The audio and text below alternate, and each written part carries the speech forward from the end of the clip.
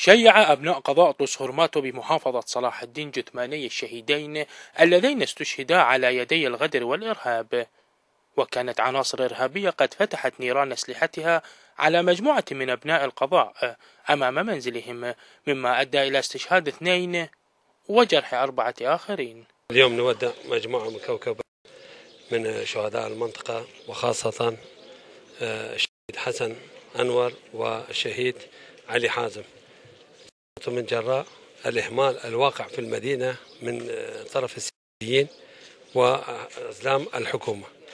أي نظام أي قانون في المدينة محكوم، المدينة استولوا عليه مجموعة معينة من الناس.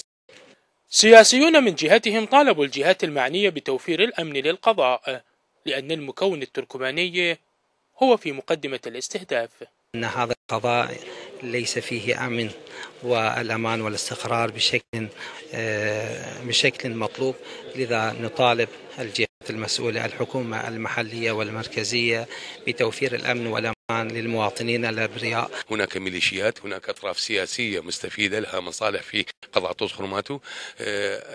القضاء عموما مستهدف، وخصوصا الاستهداف الحصري للمكون التركماني في قضاء طوس هرماتو. هذه مؤشرات ودلالات خاصة تشير إلى مصالح أطراف عديدة في هذا النزاع وفي هذا الجو السياسي المشحون العشائري، وعودة الإرهاب بقوة على الساحة إثر التداعيات السياسية الإقليمية التي دخلت بأجندات خاصة للعبث بالوضع الأمني والإخلال بالأمن في العراق.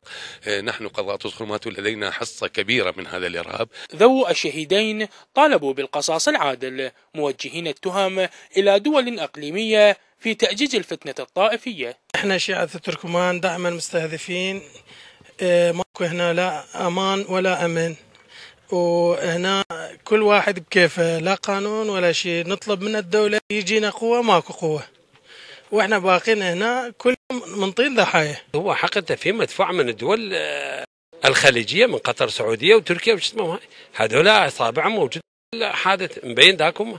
هذول الدول إسرائيل أطلق يهود، بس هذول يهود المنطقة، هم هاي الدول يهود العرب، السعودية وقطر، يهود المنطقة هذول موجودين بالمنطقة وش اسمه هاي.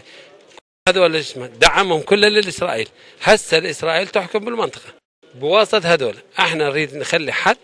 لا إله إلا الله وحده. من قضاء طوس هرماتو بمحافظة صلاح الدين، نجف أوغلو، الغدير الفضائية.